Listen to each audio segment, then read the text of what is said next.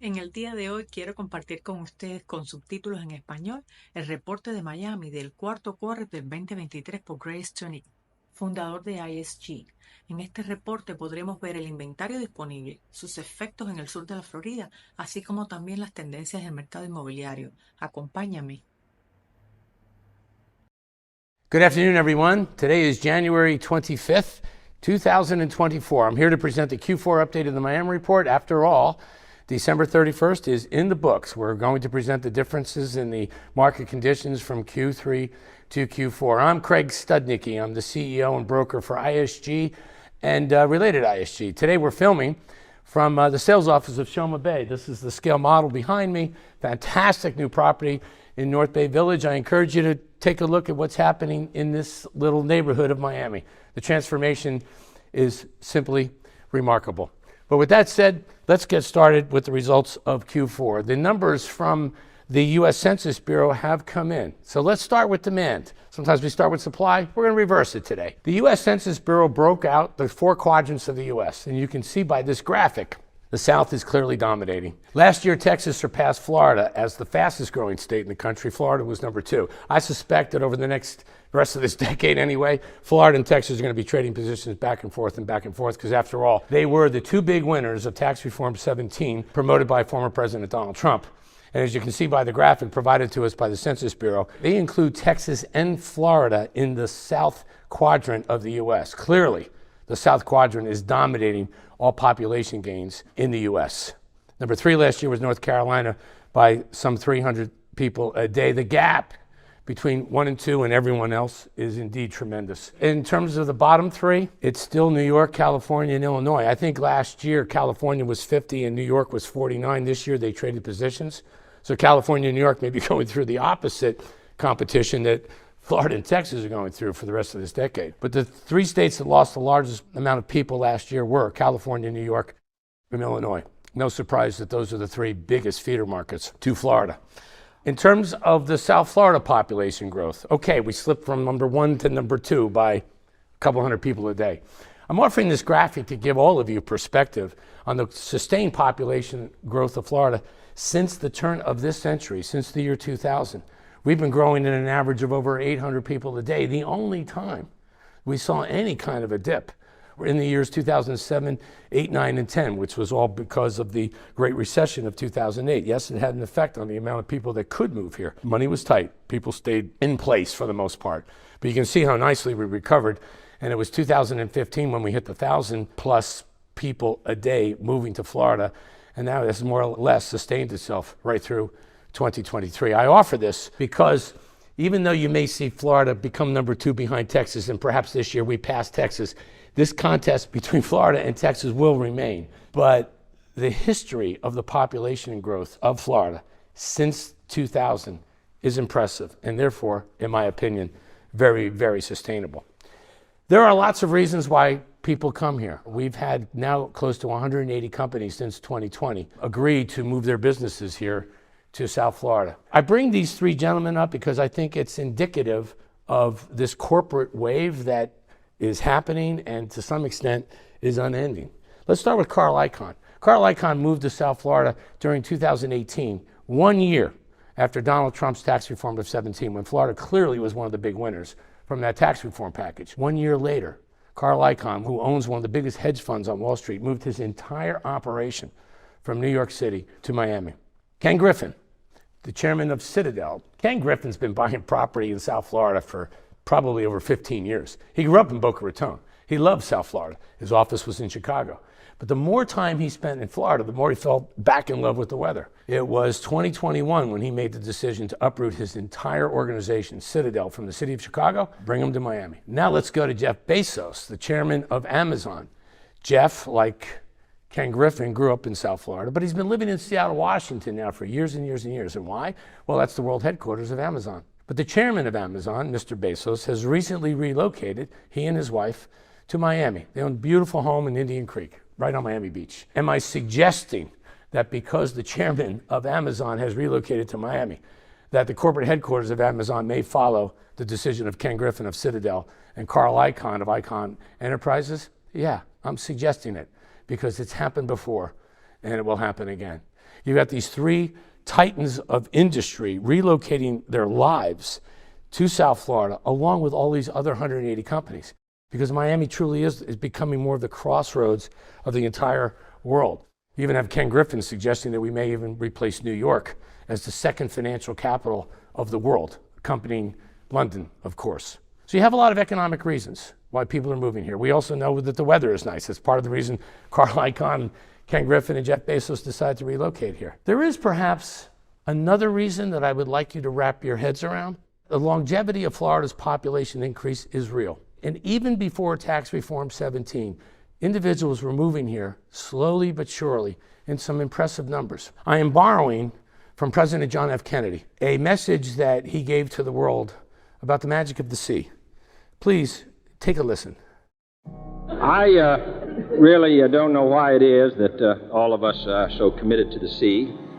I think it's because, in addition to the fact that the sea changes, and the light changes, and the ships change, it's because we all came from the sea. And it is an interesting biological fact that all of us have in our veins the exact same percentage of salt in our blood that exists in the ocean. And therefore, we have salt in our blood, in our sweat, in our tears. We are tied to the ocean. And when we go back to the sea, whether it is to sail or to watch it, we are going back from whence we came. It is extraordinary what President Kennedy just offered. To the infinitesimal decimal point in our blood and in our tears is the exact same salt content of the seas. I'm sure that as most of you probably saw President Kennedy explaining his own personal attraction to the sea, you were probably reflecting back on some of your own memories of what it's like to go sailing, to go swimming, or to simply stare at the sea. We return from whence we came. I asked Athena Rosano of ISG World, who does most of the research for the Miami Report, to find me a photo of Florida taken from the International Space Station, and this is what we found. This is a peninsula surrounded by the sea. Whether we accept President Kennedy's logic or the wisdom of people like Carl Icahn, Jeff Bezos, and Ken Griffin, or the 180 companies that have committed to coming to South Florida since 2020, the longevity, the promise of the future population gains in Florida. It has music that no other state in this country can possibly sing. So have some faith. This is going to continue. Let's go to interest rates. In Q3, I believe that we offered sort of the same information. We suggested that interest rates would be somewhere around 6.7 to 6.5 by the end of Q2. Folks, we're already there.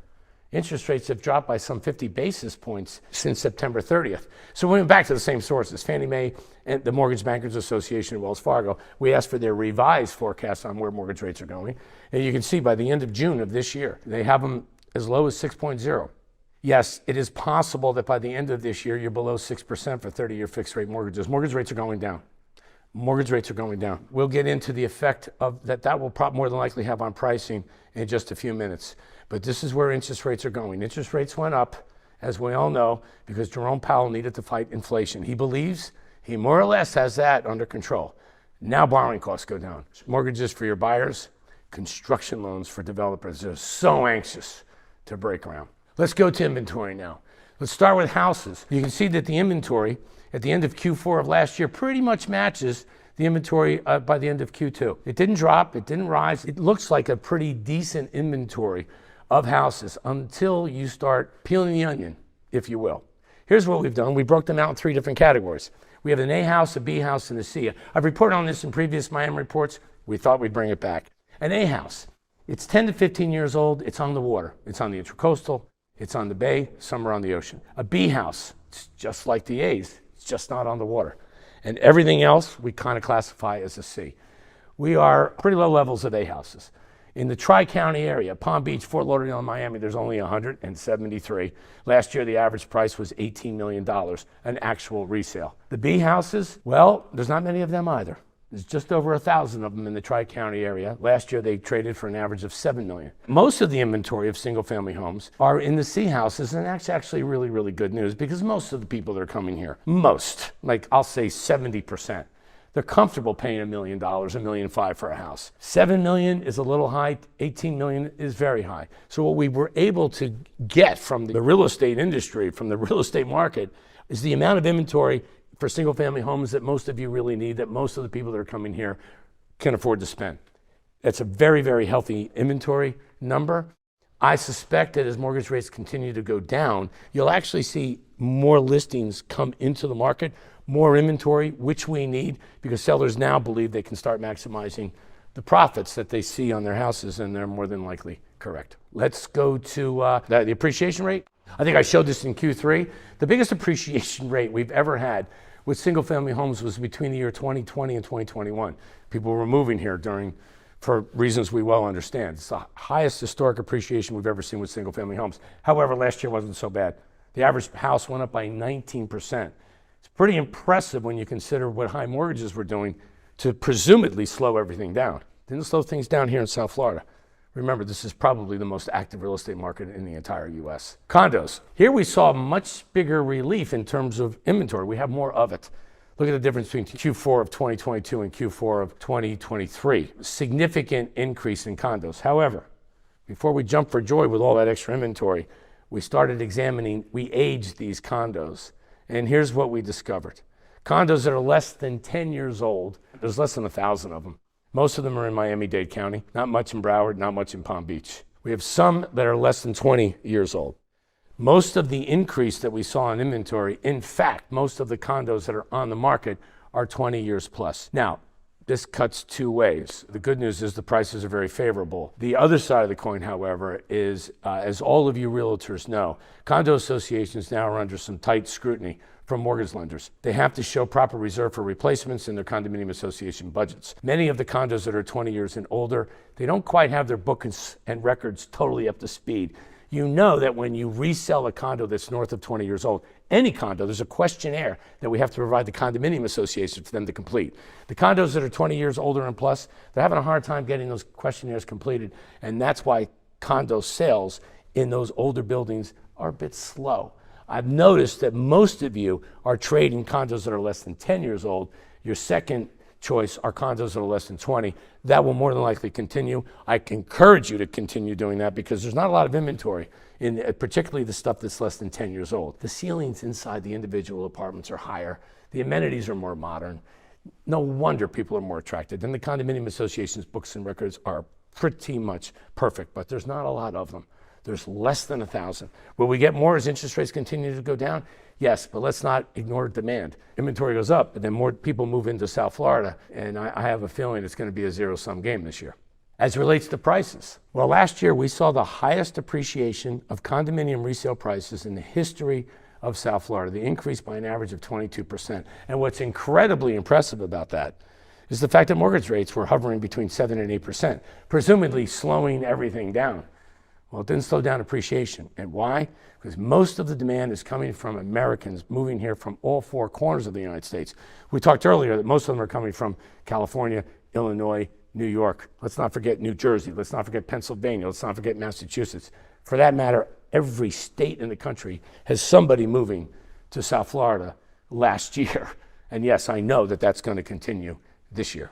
New construction. This is the segment of inventory that most of us are always holding on to, believing that this is going to fill the hole in the inventory numbers. We need more inventory to satisfy basic demand of people that are moving here. Well, what we did this time is we created this graphic to show you exactly how many pre-construction condominiums are being promoted here in South Florida since 2020.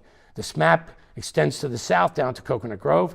It extends to the north all the way up to Hillsborough, including Pompano. There are 92 projects currently being promoted in South Florida, 66 of which are what we call traditional condos with serious rental restrictions. The other 26 are these short-term rentals that are either being managed by, it's either a condo hotel or they have some Airbnb platform attached to it. Nevertheless, we put them under the umbrella of short-term rentals. We decided to take this map and make it a little easier on you. This next graphic shows where all the short-term rentals are. You can see that they're mostly clustered in what we call the downtown core, which is Brickell Avenue, downtown Miami, and Edgewater. There's not very many of them spread anywhere else in any other neighborhood here, as you can see by this graphic. The next one would be what I call the traditional condos, condominiums with strict rental policies. They're nicely distributed throughout most of South Florida. When you look at this map, you see a cluster in Bay Harbor, which has become a remarkably popular neighborhood. Fort Lauderdale, which has always been popular, and with Goldman Sachs opening up a regional office there last year, it's only gaining more popularity. And of course, a lot of you are hearing about the resurgence of Pompano, deservedly so. The government of Pompano, the city of Pompano, has spent some money on the infrastructure, beautifying the streets, upgrading restaurants. It's actually quite a nice little neighborhood. I encourage you to go check it out, because it's not the Pompano that we once knew. Nevertheless, these are 66 traditional condos currently being promoted from Coconut Grove all the way up to Hillsborough. Now on this next slide, we're breaking out the price points of these 66 buildings. We have noticed that most Latin American buyers that were purchasing resale inventory last year were purchasing between $500,000 to $1.5. I just described 90% of sales from Latin America in the year 2023. So all we did was break out how many of the new construction traditional condos are priced between $500,000 and $1.5 million. There's only 9. 57 of them are $1.5 million and up. I'm encouraging developers that are watching this to pay attention to this. The more traditional condos we can create, selling between $500,000 to $1.5, maybe $2 million, there's a big demand for that, big demand. And when we can't satisfy a pre-construction buyer that's in that price point, it's not that they don't buy in Florida. They just don't buy in Miami. They go to Orlando. So please, real estate developers, please pay attention to this. There is a price sensitivity, particularly in Latin America, given the strength of the US dollar when you're talking about exchanging currencies. I know you understand. The next slide basically shows, now we're getting into deliveries. Of the 92 projects that are currently being promoted in South Florida, there are 18 that are actually going vertical. 18. 13 are traditional condos and 5 are what we call the short-term rentals. The other 74 have been waiting. Waiting for what? Waiting for 2 things. They've been waiting for construction costs to become more predictable, and now they are. Concrete, glass, and steel is in plenty supply, and now developers know what it will cost. Borrowing cost, that's what they've been waiting for. They've been waiting for interest rates to come down. Mortgage rates are coming down this year. Most developers that I speak to believe that the borrowing cost for a construction loan should drop by 75 basis points this year, and maybe a full 100 basis points next year. That's 1.75% from where construction costs are now. That makes construction loans very doable in 2024. So it is my hope for you, for me, for everyone, that the 74 projects that have sold very well but have not yet gone vertical, in fact, do start to go vertical in 2024 going into 2025. From there, all we have to do is add time. How long will it take to finish these buildings so we can add this much needed inventory to the supply chain of residential real estate that we need here in South Florida? Well, we got some help a couple of weeks ago from Brickell Magazine. Brickell Magazine. They created a graphic that shows what the skyline of Brickell and downtown Miami could look like by the year 2030, assuming all of these buildings get built. Take a look at this. All we have to do is be patient and wait for 2030. Beautiful graphic, huh? Shows just how the potential of what this magnificent skyline could look like. Hong Kong's going to have to take a back seat to the Miami skyline, don't you think? So here are the big takeaways. Demand, it's not only good, the promise of the future is better than probably any other state in this country. Mortgage rates are finally declining. Jerome Powell believes he's got inflation kind of by the ankles. So now you're going to see borrowing costs go down for mortgages, for construction lending. You're going to see a lot of activity in the real estate business this year. I still refer to supply shock because we are in such big need of housing, condominiums, and houses for all these people that are moving here, not to mention seats in charter schools and private schools. I'd like to end with one little Craig comment. Some of you have come to me and said that you've got buyers on the fence, but they think prices might be going down. Yeah, ever since we were little boys and girls, we all played on a seesaw, this little seesaw. And today as realtors, we're still playing on the same seesaw. Last year, this is mortgage rates and these are prices. Last year this happened. And you did expect prices to either stabilize or decline in some parts of the country. And in fact, they did. Not in South Florida, but in some parts of the country they did. Well, this is 2024. The seesaw is reversing. Mortgage rates are going down. And in my 40-plus year career selling real estate, every time mortgage rates go down, prices go up. How high will prices go up in response to lower mortgage rates? Where will mortgage rates be even at the end of Q1?